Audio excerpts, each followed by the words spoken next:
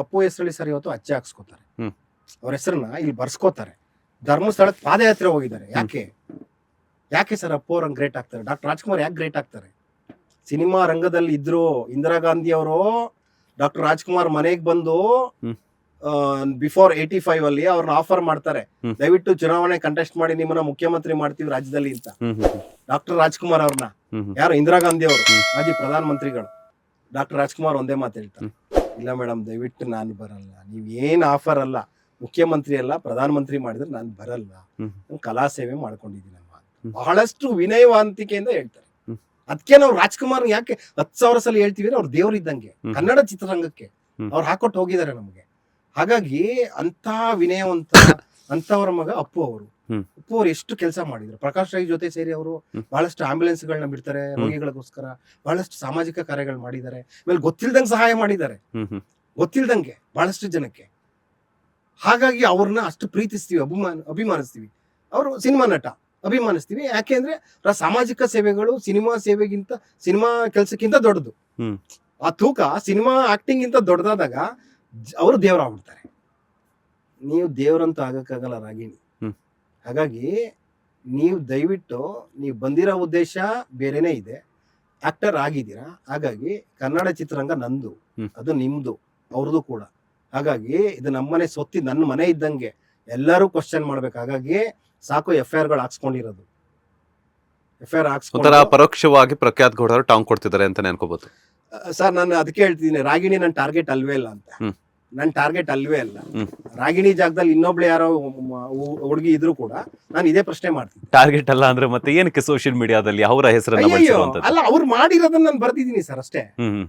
ರಾಗಿಣಿ ಜಾಗದಲ್ಲಿ ಇನ್ನೊಬ್ರು ಯಾರೋ XYZ ಮಾಡಿದ್ರು ಅದನ್ನೇ ಬರೀತಿದ್ದೆ. ನಾನು ಹೇಳ್ತಿದ್ದೀನಿ, ನೀವು ನಾನು ನೋಡ್ಕೊಂಡು ಹೋದ್ರೆ ನಾನು ಬರೆಯಕ್ ಸ್ಟಾರ್ಟ್ ಮಾಡಿದೀನಿ. ಆಮೇಲೆ ಕೆಲವು ಸಮಯ ಸಿಗದೆ ಬರೆಯಕ್ಕಾಗಿಲ್ಲ ಅಷ್ಟೇ. ಇನ್ನು ಮುಂದೆ ಬಹಳಷ್ಟು ಎಕ್ಸ್ಪೋಸ್ ಮಾಡೋದಿದೆ, ಬಹಳಷ್ಟು ಇದೆ. ಹೇಳ್ತಿದ್ರಿ ಒಂದಷ್ಟು ರಾಜಕೀಯ ವ್ಯಕ್ತಿಗಳದಿದೆ. ಹಾಗಾಗಿ ಬಹಳಷ್ಟು ಇದೆ. ಯಾಕೆ ಅಂದ್ರೆ ಸಿನಿಮಾ ಅಂದಾಗ ನಮ್ ಜನ ಬಹಳಷ್ಟು ಬೇಗ ಅಲರ್ಟ್ ಆಗ್ಬಿಡ್ತಾರೆ. ಅದೊಂದು ಕ್ರೇಜ್ ಇದೆ. ಎಷ್ಟು ಕ್ರೇಜ್ ಆಂಧ್ರದಲ್ಲಿ ಇದೆ, ಸೆಕೆಂಡ್ ಬಿಟ್ಟರೆ ತಮಿಳ್ನಾಡು, ನಮ್ಮಲ್ಲಿ ಮೂರರಷ್ಟು ನಮ್ದು ಕಡಿಮೆ ಸ್ವಲ್ಪ ಕ್ರೇಜ್. ಆದ್ರೆ ಇವತ್ತು ಯಶ್ ಅವ್ರು ಇದ್ದಾರೆ. ಎಂತ ಒಂದು ಕನ್ನಡಕ್ಕೆ ಒಂದು KGF ಅಂತ, ನೀವು ಬಾಂಬೆಗೆ ಕೂತ್ಕೊಂಡು ಇವತ್ತು ನಾನು ಕನ್ನಡ ಫಿಲ್ಮ್ ಇಂಡಸ್ಟ್ರಿ ಅಂದ್ರೆ KGF ಅನ್ನೋ ತರ ಬಂತು. ಖುಷಿ ಪಡ್ತೀವ್ರಿ ನಾವು, ಖುಷಿ ಪಡ್ತೀವಿ ಸರ್. ಹೆಮ್ಮೆ ಕೆಲಸ ಮಾಡಿದಾಗ ಹೆಮ್ಮೆಯ ವಿಚಾರ. ಆಮೇಲೆ ಬೇಜಾರು ಯಾಕಾಗುತ್ತೆ ಅಂದ್ರೆ ಅಪ್ಪು ಅವರು ನಂದಿನಿಗೆ ಹಾಲಿಗೆ ಬ್ರಾಂಡ್ ಅಂಬಾಸಿಡರ್ ಆಗಿದ್ರು. ಅರ್ಥ ಆಯ್ತಾ? ಅಂತ ಅಪ್ಪು ಅವ್ರ ಜೊತೆ ರಾಗಿಣಿಯನ್ನು ಕೂಡ ಕರ್ಕೊಂಡೋಗಿ ಆಗ ಒಬ್ರು MD ಆಗಿರ್ತಾರೆ ನಂದಿನಿಗೆ.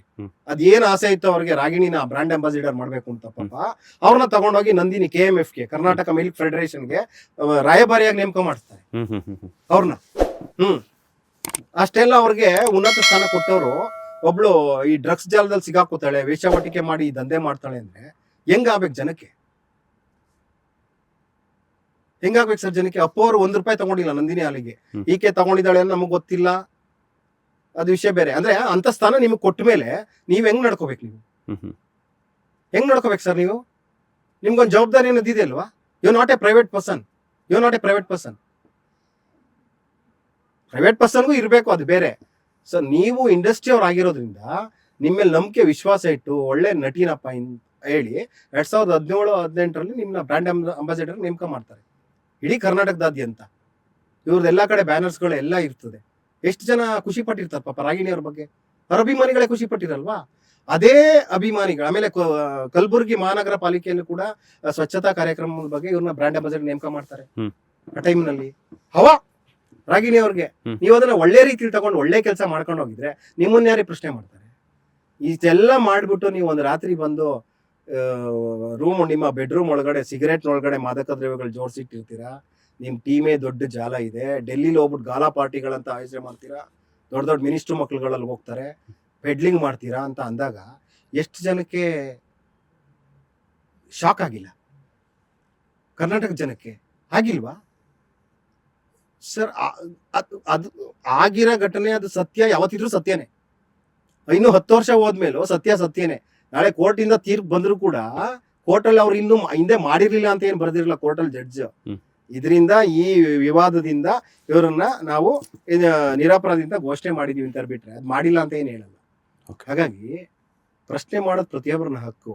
ಅದನ್ನ ನಾನು ಜನರ ಪರವಾಗಿ ನಾನು ಮಾಡ್ತಾ ಇದ್ದೀನಿ. ರಾಗಿಣಿ ಬಗ್ಗೆ ವೈಯಕ್ತಿಕವಾಗಿ ನನಗೇನಿಲ್ಲ. ಓಕೆ, ಕೊನೆಯದಾಗಿ ಏನು ಹೇಳಕ್ಕೆ ಇಷ್ಟಪಡ್ತೀರಾ ಸರ್? ಸರ್, ನಾವು ತುಂಬಾ ಚಿಕ್ಕವರು, ನಾವೊಬ್ಬ ಸಾಮಾಜಿಕ ಹೋರಾಟಗಾರ. ಹ್ಮ್. ಸುಮಾರು ನಾವು ಒಂದು ಜನಪರ ಕಾರ್ಯಕ್ರಮಗಳು ಮಾಡ್ತಾ ಇರ್ತೀವಿ. ಸಿನಿಮಾ ಸಂಪರ್ಕ ನಮಗೂ ಸ್ವಲ್ಪ ಇರೋದ್ರಿಂದ ಬಹಳಷ್ಟು ಮಾಹಿತಿಗಳು ಅಲ್ಲಿಂದ ಬರ್ತಿರ್ತದೆ. ಒಳ್ಳೆ ಸಿನಿಮಾ ಮಾಡಿ ಒಳ್ಳೆ ಹೆಸರು ಮಾಡ್ಕೊಳ್ಳಿ, ಮಾಡಿ ಜನಕ್ಕೊಂದು ಸಹಾಯ ಮಾಡಿದ್ರೆ ನಾವು ಯಾವತ್ತಿದ್ರೂ ಗೌರವ ಕೊಡ್ತೀವಿ. ಕನ್ನಡ ಜನ ಯಾವತ್ತಿದ್ರೂ ಗೌರವಿಸ್ತಾರೆ. ಅದು ಬಿಟ್ಟು ಸಿನಿಮಾದಲ್ಲೇ ಮಾಡೋ ನಟನೆನ ತಗೊಬಂದು ನೀವು ಹೊರ್ಗಡೆನೂ ಮಾಡಕ್ ಹೋದ್ರೆ, ಜನನ ನಂಬಿಸಿ ಮೋಸ ಪಡ್ಸಕ್ ಹೋದ್ರೆ, ಇದು ಅವ್ರಿಗೆ ಗೊತ್ತಾಯ್ತು ಅಂದ್ರೆ ಪೌರ ಕಾರ್ಮಿಕರಿಗೆ ಅವ್ರ ದಂಗೆನೇ ಎದ್ದು ಹೇಳ್ತಾರೆ. ಆಡಿಯೋ ಏನಾದ್ರು ಬಿಟ್ರೆ ಇದನ್ನ ವೈರಲ್ ಮಾಡಿ ಅಂತ ಇವೆಲ್ಲ ಬೇರೆ ತರನೇ ಆಗ್ತದೆ. ನಾಟಕಗಳು ಕ್ಯಾಮ್ರಾ ಮುಂದೆ ಮಾಡಿ, ನಿಜ ಜೀವನದಲ್ಲಿ ನಿಜವಾಗ್ಲೂ ನಿಮಗೆ ಅವ್ರಿಗೆ ಕನ್ಸರ್ನ್ ಇದ್ರೆ, ಸಾಮಾಜಿಕ ಕನ್ಸರ್ನ್ ನಿಮ್ಗೆ ಇದ್ರೆ, ನಿಜವಾಗ್ಲೂ ಇದ್ರೆ ಅವ್ರಿಗೆ ಅವ್ರ ಮನೆಯನ್ನ ಬೆಳಗಂತ ಕೆಲಸನ ಪರಿಣಾಮಾತ್ಮಕ ಗುಣಮಟ್ಟದ ಕೆಲಸಗಳು ಮಾಡಿ. ಅದು ತೋರಿಕೆ ಕೆಲಸ ಅವಶ್ಯಕತೆ ಇಲ್ಲ. ಓಕೆ, ಅಷ್ಟೇ. ಯಾವತ್ತಿಗೂ ಅದು ಒಂದಲ್ಲ ಒಂದಿನ ಗೊತ್ತಾಗ್ತದೆ ಅಷ್ಟೇ. ಇದು ನನ್ನ ಆಶೆ.